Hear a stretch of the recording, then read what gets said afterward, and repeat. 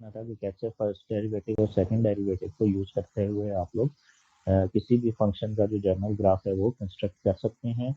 उसके लिए आप लोगों को क्या करना था कि ये जो स्टेप्स थे ये कैलकुलेट करने थे और इन्हीं के मुताबिक फिर ग्राफ जो है वो कंस्ट्रक्ट होगा। तो सबसे फर्स्ट स्टेप जो था वो क्या था कि आप लोगों ने लोकल और ग्लोबल एक्सट्रीमास जो हैं वो अगर फाइंड कर सकें तो वो फाइंड करने हैं। सेकेंड स्टेप आप लोगों ने क्या करना था कि ये देखना था कि फंक्शन किन इंटरवल्स में इंक्रीजिंग होगा और किन इंटरवल्स पे डिक्रीजिंग होगा। फिर आप लोगों ने ये देखना था कि वो कौन से इंटरवल है जिन पे फंक्शन कनकेव अप होगा और कौन से फंक्शन है जिन पे फंक्शन कनकेव डाउन होगा। फिर मैंने आप लोगों को बताया था कि जब आप लोग ये 3 स्टेप्स कर लेंगे तो आप लोगों ने वो पॉइंट लेने हैं जहाँ पे फंक्शन की कनकेविटी और मोनोटोनिसिटी का बिहेवियर जो है वो चेंज हो रहा हो, ठीक है। और इन पॉइंट्स के लिए आप लोगों ने जो गिवन फंक्शन है उसकी डोमेन को स्प्लिट करना होगा उन सब इंटरवल्स पे कि उनका कोई एक पॉइंट या दोनों एंड पॉइंट्स जो हैं वो कौन से वाले पॉइंट्स हों जो इधर से हमारे पास पॉइंट्स आ रहे हैं, ठीक है। तो उसके बाद फिर आप लोगों ने स्टेप डी और ई जो था ये परफॉर्म करना था और ये आज के लेक्चर में हम लोग डिस्कस करेंगे। तो स्टेप ए, बी और सी जो है ये आप सब लोगों ने देख लिया था। इसमें किसी का कोई क्वेश्चन है तो वो पूछ लें। स्टेप ए के लिए आप लोगों ने क्या किया था कि मैं रिपीट करता हूँ दोबारा से कि आप लोगों ने फंक्शन जो फर्स्ट डेरिवेटिव फाइंड किया, ठीक है। इसको देखा कि क्या ये अनडिफाइन हो सकता है, जिसका आंसर क्या था नो।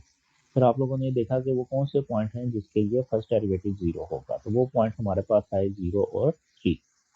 तो आप लोगों ने क्या किया कि जो डोमेन थी फंक्शन की उसको स्प्लिट कर लिया इन पॉइंट्स पे, ठीक है। तो हमारे पास एक सब इंटरवल जो बना वो -∞ to 0 आया, सेकंड सब इंटरवल 0 to 3 और थर्ड सब इंटरवल 3 to ∞ आ गया। अब इस इंटरवल के लिए हमारे पास f डैश नेगेटिव होगा, जिसका मतलब क्या है कि फंक्शन डिक्रीजिंग है। सिमिलरली हमारे पास ये दो केसेस आ जाएंगे। तो अब आप लोग फर्स्ट डेरिवेटिव टेस्ट को यूज करते हुए ये बता सकते हो कि x इज इक्वल टू 3 पे हमारे पास फंक्शन का लोकल मिनिमम वैल्यू जो है वो एग्जिस्ट करेगी, ठीक है। फिर आप लोगों ने क्या किया कि ये बताया कि कौन से इंटरवल पे फंक्शन इंक्रीजिंग है और कौन से इंटरवल पे डिक्रीजिंग है। वो ये इंटरवल्स आ गए थे हमारे पास जो हम लोगों ने इन कैलकुलेशन से फाइंड किए थे। फिर आप लोगों ने एफ डबल डैश कैलकुलेट किया जो कि आया था 12x इंटू एक्स माइनस 2। तो अब आप लोगों ने क्या किया, ये देखा कि वो कौन से पॉइंट हैं जो क्या होंगे f double dash of x is equal to 0 के रूट्स होंगे। तो वो हमारे पास पॉइंट आए x is equal to 0 and x is equal to 2। तो आप लोगों ने एफ की डोमेन को अगेन स्प्लिट किया उन सब इंटरवल्स में जिनके एंड पॉइंट्स जो हैं वो 0 और 2 होंगे, ठीक है। तो हमारे पास ये सब इंटरवल्स आ गए।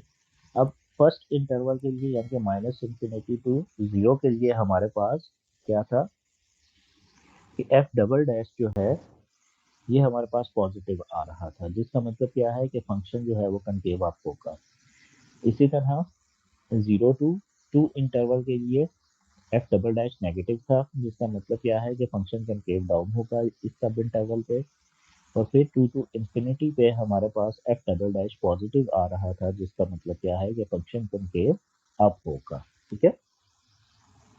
तो देखेंगे हमारे पास वो पॉइंट जहाँ पे फंक्शन की मोनोटोनिसिटी और कनकेविटी चेंज हो रही है वो कौन से थे, 0, 2 और 3। तो फिर मैंने आप लोगों को बताया था कि अब हम लोग क्या करेंगे कि जो फंक्शन की डोमेन है -∞ to ∞, इसको हम लोग करेंगे स्प्लिट उन सब इंटरवल्स में जिनमें एंड पॉइंट्स जो है वो इनमें से कोई एक पॉइंट हो या दोनों एंड पॉइंट्स जो है वो इन पॉइंट्स में से आ रहे हो। हमारे पास सब इंटरवल्स ये आ जाएंगे, ठीक है। अच्छा अब देखें कि ये हमारे पास क्या है कि ये जो एंड्स हैं ये क्लोज होने हैं, ठीक है। इन इस एंड से लेके इस एंड तक हमारे पास एंड क्लोज होंगे, लेकिन जो हम लोग डिस्कशन करेंगे वो ओपन एंड्स के लिए होगी। इस वजह से हमने यहाँ पे जो एंड पॉइंट्स हैं वो शामिल नहीं किए, ठीक है। अच्छा अब देखेंगे हमारे पास इस तरह सब जो डोमेन का इंटरवल है उसको इस तरह सब डिवाइड करने से डिवीजन करने से या स्प्लिट करने से इंटरवल को हमारे पास क्या होगा कि अब ये जो इंटरवल्स आ रहे हैं इनमें क्या होगा कि मोनोटोनिसिटी और कनकेविटी दोनों का बिहेवियर सेम होगा। ठीक है, सेम होने का मतलब क्या है कि इस इंटरवल पे अगर फंक्शन इंक्रीजिंग है तो वो पूरे इंटरवल पे इंक्रीज होगा। ठीक है, और इस पूरे इंटरवल पे फंक्शन की कनकेविटी भी एक ही होगी। ठीक है, थ्रू आउट या तो कनकेव अप होगा या कनकेव डाउन होगा। इसी तरह इस पूरे इंटरवल पे फंक्शन की मोनोटोनिसिटी भी सेम होगी और कनकेविटी भी। मतलब क्या हुआ कि अगर फंक्शन डिक्रीजिंग है तो वो इस पूरे इंटरवल पे यानी कि तमाम पॉइंट्स जो कि इस इंटरवल में है उनके लिए हमारे पास फंक्शन डिक्रीजिंग होगा और कनकेविटी भी एक ही होगी। अगर कनकेव अप है तो पूरे इंटरवल के लिए कनकेव अप, अगर कनकेव डाउन है तो पूरे इंटरवल के लिए कनकेव डाउन रहेगा फंक्शन। इसी तरह इधर भी अगर फंक्शन इंक्रीजिंग है तो थ्रू आउट इंक्रीजिंग होगा, अगर हमारे पास फंक्शन कनकेव अप है तो थ्रू आउट कनकेव अप होगा। ठीक है, एंड सिमिलरली हेयर। मतलब क्या हुआ कि अब हमारे पास ये बात नहीं होगी कि अगर आप लोगों ने ये ए टू इंफिनिटी एक इंटरवल लिया है तो इस इंटरवल के आगे किसी और सब इंटरवल पे हमारे पास फंक्शन इंक्रीज कर रहा है और एक और सब इंटरवल पे डिक्रीज कर रहा है। ठीक है, सिमिलरली इस इंटरवल के कुछ पोर्शन पे हमारे पास फंक्शन कनकेव अप है और कुछ पोर्शन पे कनकेव डाउन है, ऐसे नहीं होगा। ठीक है, इस तरीके से जब आप लोगों ने वो पॉइंट्स लिए जहाँ पे फंक्शन क्या था, कनकेविटी चेंज करता था और फंक्शन मोनोटोनिसिटी चेंज करता था और डोमेन को स्प्लिट कर दिया उन सब इंटरवल्स में जिनके एंड पॉइंट जो हैं वो इनमें से कोई एक पॉइंट होगा या दोनों एंड पॉइंट्स इन पॉइंट्स में से होंगे। ठीक है, तो फिर हमारे पास जो सब इंटरवल्स आएंगे इन तमाम इंटरवल्स में थ्रू आउट फंक्शन का इंक्रीजिंग डिक्रीजिंग बिहेवियर और कनकेविटी का बिहेवियर सेम होगा। ये बात सबको समझ आ गई। अभी जो हम लोगों ने इंटरवल लिए उसमें हमने ये कहा कि माइनस इंफिनिटी टू 3 फंक्शन जो है वो डिक्रीजिंग है और 3 टू इंफिनिटी फंक्शन क्या है, इंक्रीजिंग है। ठीक है, इसी तरह कनकेविटी के लिए हमारे पास क्या था,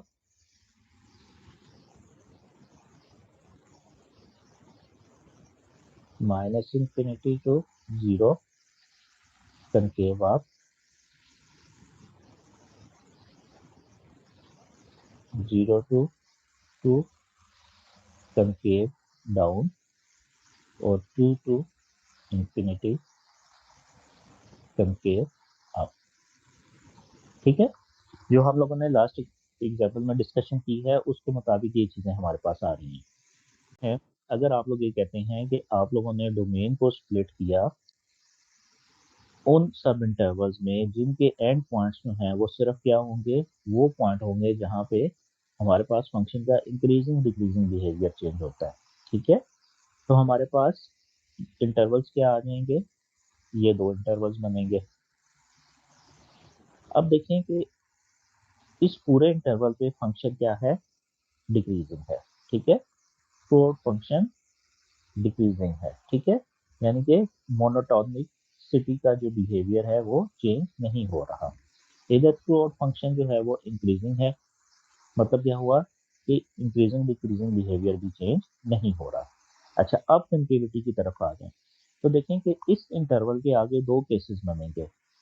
एक केस ये कि जब तक तो ये इंटरवल हमारे पास इधर रहेगा हमारे पास क्या होगा, फंक्शन कनकेव अप होगा। फिर जब ये 0 से 2 तक आएगा तो कनकेव डाउन हो जाएगा और फिर 2 से 3 तक कनकेव अप। तो मतलब क्या हुआ कि अगर आप लोग सिर्फ एक केस को कंसिडर करेंगे, एक केस के एंड पॉइंट्स को कंसिडर करेंगे तो हमारे पास क्या है कि एक बिहेवियर तो सेम है लेकिन दूसरा बिहेवियर जो है वो through out the interval same नहीं है, वो चेंज हो रहा है। तो अब देखेंगे, अब आप लोगों ने क्या किया है कि आप लोगों ने जो डिवीजन की है वो उन पॉइंट्स पे की है जहाँ पे हमारे पास फंक्शन इंक्रीजिंग डिक्रीजिंग बिहेवियर और कनकेविटी का बिहेवियर चेंज करता था। तो हमारे पास पे जो इंटरवल्स बने वो क्या थे, ये थे।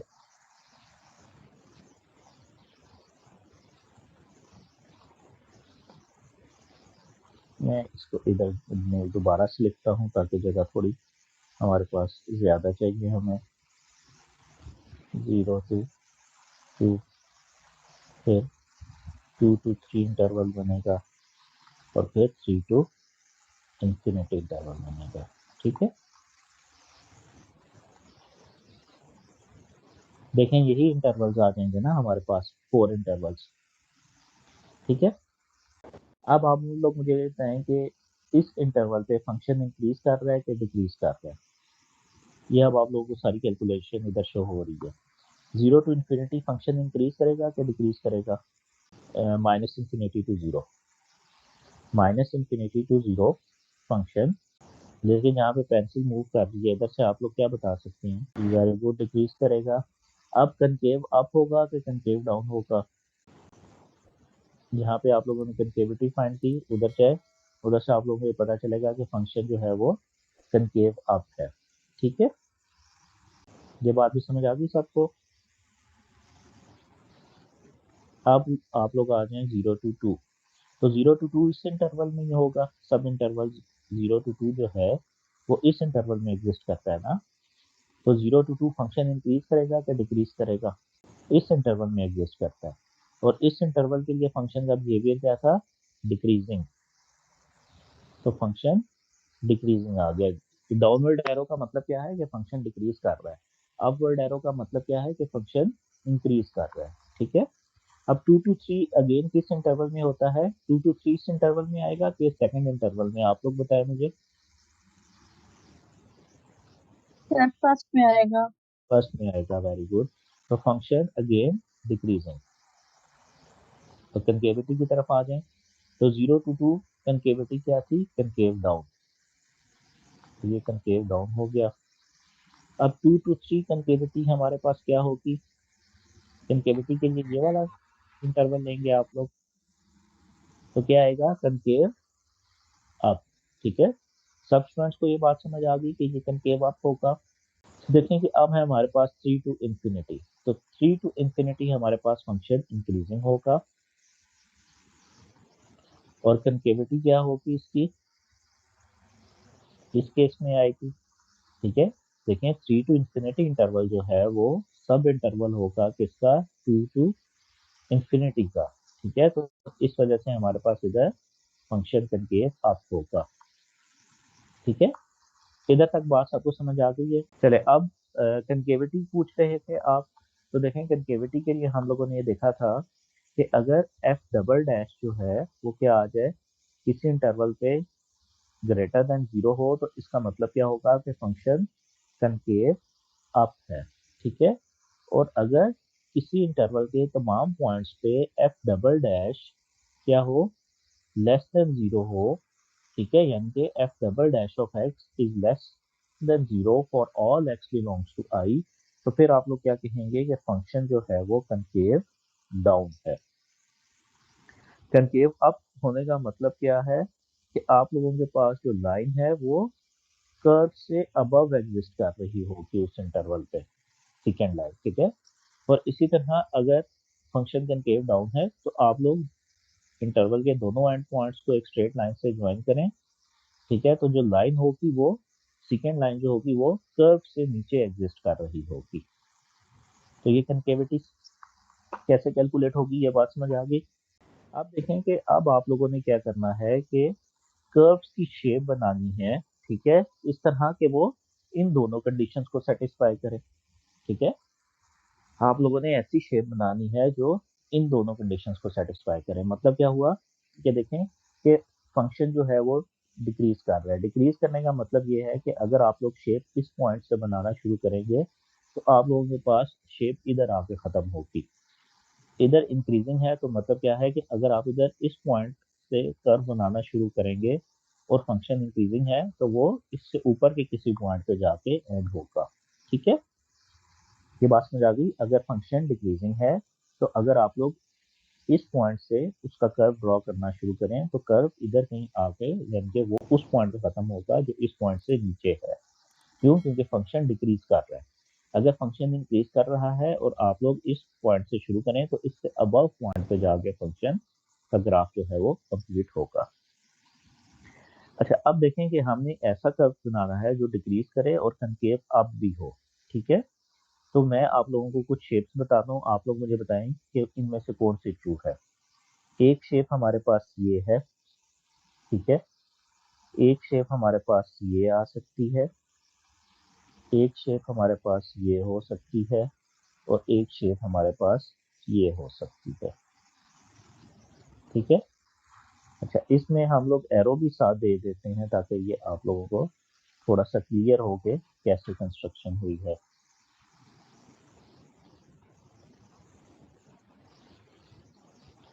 तो ये बताएं कि ये फंक्शन इंक्रीज कर रहा है डिक्रीज कर रहा है। डिक्रीज कर रहा है सर। ये फंक्शन डिक्रीज कर इंक्रीज कर रहा है। ठीक है, अब ये फंक्शन कनकेव अप है कि कनकेव डाउन है? वहाँ पे सर कनकेव आप कैसे अप है। Very good. ये फंक्शन इंक्रीज कर रहा है डिक्रीज कर रहा है? डिक्रीज कर डिक्रीज कर रहा है। अब ये कनकेव अप है कि कनकेव डाउन है? डाउन है सर। कनकेव डाउन है। डाउन। ठीक है, यानी कि अगर सेकेंड लाइन बनाएं तो सेकेंड लाइन जो आएगी इन दोनों पॉइंट्स को ज्वाइन करने वाली वो इस कर्व से नीचे होगी, तो कनकेव डाउन है ये कर्व। ठीक है, अच्छा, अब अगर इस तरह का कर्व है तो ये हमारे पास क्या होगा, इंक्रीज कर रहा होगा कि नहीं? देखें, इस yes point yes increase sir. कर से अबव पॉइंट पे चला गया तो फंक्शन इंक्रीजिंग है। और कनकेविटी क्या होगी इसकी? डाउन होगा डाउन होगी सर। डाउन होगी। और इधर इंक्रीजिंग है और कनकेव अप है सर। इंक्रीज सर ये भी कंकेविटी अप है। होगा। And concave up.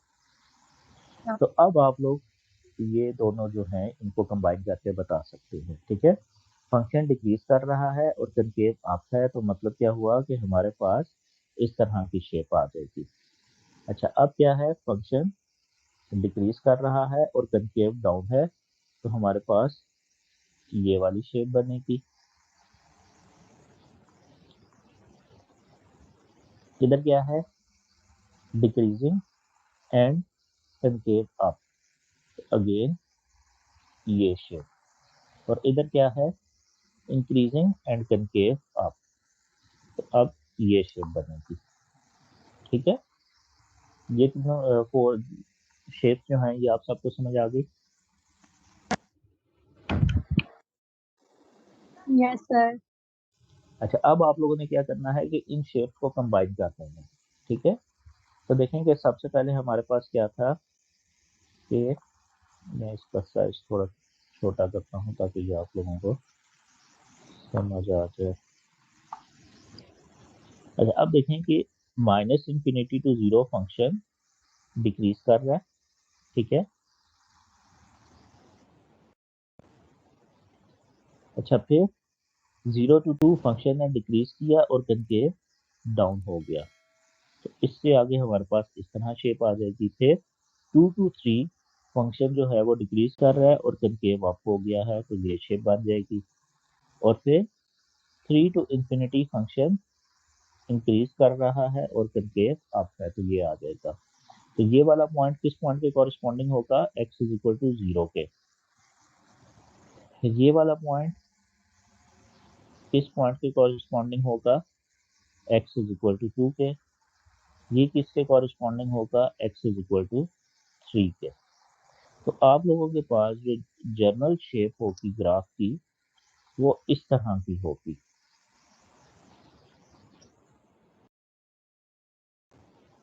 ठीक है, ये आप लोगों के पास गिवन फंक्शन का जो ग्राफ है उसका जनरल स्केच जो है वो इस शेप का कंस्ट्रक्ट होगा। ठीक है, सर फिर एक क्वेश्चन है जी जी। सर, इसमें हमारे पास ओरिजिन कहाँ पे होगा? अच्छा, देखें कि अभी हम लोग सिर्फ जनरल शेप की बात कर रहे हैं। ठीक है, ये जनरल शेप जो है ग्राफ की वो किस तरह की है। ठीक है, ओरिजिन जो है वो अभी हम लोग नहीं डिस्कस कर रहे। ठीक है, आप लोग इस ग्राफ को मजीद थोड़ा रिफाइन करके इसकी कुछ पोजीशंस का भी अंदाजा कर सकते हो, लेकिन उन पोजीशंस के लिए आप लोगों को मजीद कुछ कैलकुलेशंस जो हैं वो करनी पड़ेंगी, ठीक है। तो अभी तक जो हम लोगों ने कैलकुलेशन की है उससे सिर्फ हम लोग ये बता सकते हैं कि इस फंक्शन का जो ग्राफ होगा उसकी शेप का स्ट्रक्चर ये होगा, ठीक है। ठीक है इधर तक स्टूडेंट का कोई क्वेश्चन? No sir. तो इसकी बेशक आप लोग पिक्चर अपने पास सेव कर लें इस पेज की।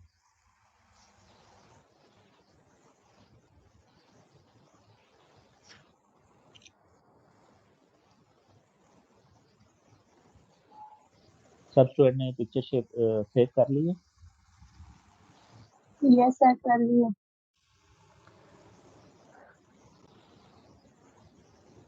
अच्छा देखें कि ये इधर बुक में अब आप लोग देखेंगे तो ये आप लोगों को मजीद बेहतर समझ आ जाएगा कि हमारे पास ये केस था, ये शेप बनी, इस केस के लिए इस इंटरवल के लिए ये शेप बनी, इस इंटरवल के लिए ये शेप, और इस इंटरवल के लिए ये शेप बनी, ठीक है। 0 जो था ये हमारे पास पॉइंट ऑफ इन्फ्लेक्शन था, 2 जो था ये भी पॉइंट ऑफ इन्फ्लेक्शन था, और x इज इक्वल टू 3 पे फंक्शन का लोकल मिनिमम वैल्यू जो थी वो एग्जिस्ट करती थी, ठीक है। तो ये हमारे पास general shape of the graph आ गई, ठीक है, जो उसी तरह की शेप है जो कि हम लोगों ने उधर कंस्ट्रक्ट की थी। अब क्या है कि अब क्योंकि ये कह रहा है कि पॉइंट ई भी उसने कहा था कि plot some specific point such as local maximum, local minimum, point of inflection and intercept that sketch the curve, ठीक है। अब वो ये कह रहा है कि आप लोगों ने इसी कर्व को क्या करना है, कोऑर्डिनेट सिस्टम के ऊपर प्लेस करना है, लेकिन इस प्लेसमेंट के लिए आप लोग वो मजीद इंफॉर्मेशन चाहिए होगी, और उस इंफॉर्मेशन में से ये वाली जो इंफॉर्मेशन है ये आप लोगों को थोड़ी हेल्प प्रोवाइड कर सकेगी, ठीक है। तो देखेंगे पॉइंट ऑफ इन्फ्लेक्शन जो था हमारे पास क्या था कि y डैश हमारे पास 0 हो रहा था किस पे, x इज इक्वल टू 0 पे, और x इज इक्वल टू 3 पे, और कंकेविटी जो थी वो चेंज होती थी 2 के ऊपर, ठीक है। तो अगर आप लोग अब x इज इक्वल टू 0 के कॉरिस्पॉन्डिंग f ऑफ 0 कैलकुलेट करें, कर सकते हैं ना या नहीं? देखें f ऑफ 0 कैसे कैलकुलेट होगा, इस जगह पे 0 0 पुट करने से। f ऑफ 2 कैसे कैलकुलेट होगा, इधर 2 पुट करें, इधर और इधर भी 2 पुट कर दें। f ऑफ 3 कैसे कैलकुलेट होगा, इन तीनों जगह पे x की वैल्यू को रिप्लेस कर दें 3 से, ठीक है। ये कैलकुलेशन कर लेंगे अब आप लोग।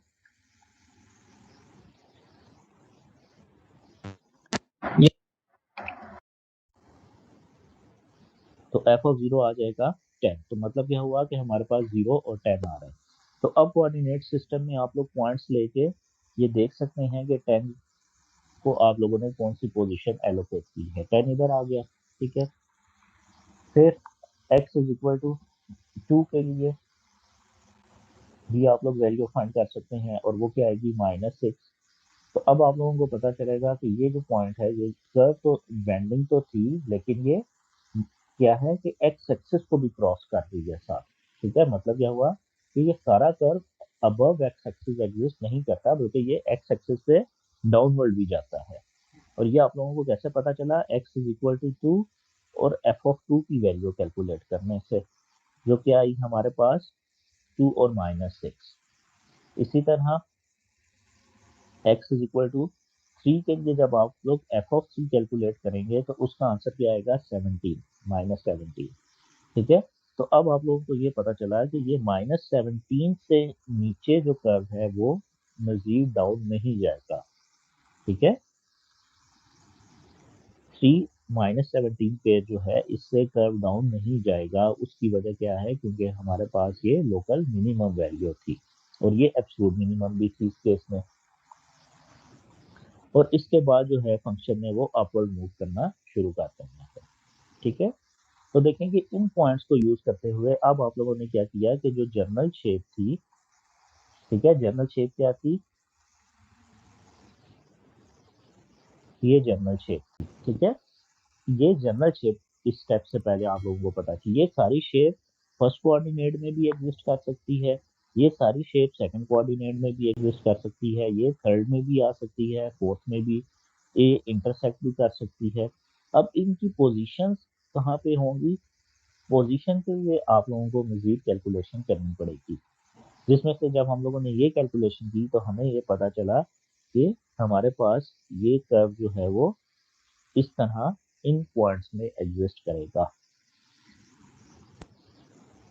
ठीक है, कि सेकंड क्वाड्रेंट में हमारे पास क्या होगा कि फंक्शन डिक्रीज कर रहा होगा और कनकेव अप होगा। इसी तरह थर्ड क्वाड्रेंट में हमारे पास फंक्शन का लोकल मिनिमम वैल्यू एग्जिस्ट करेगी और वो कहाँ पे होगी? -17 पे। ठीक है, यानी कि 3 - 17 पे जो है ये लोकल मिनिमम और एब्सोल्यूट मिनिमम वैल्यू भी होगी, इससे ज़्यादा कर्व नीचे नहीं जा सकेगा। ठीक है, ये बात समझ आ गई आप सबको?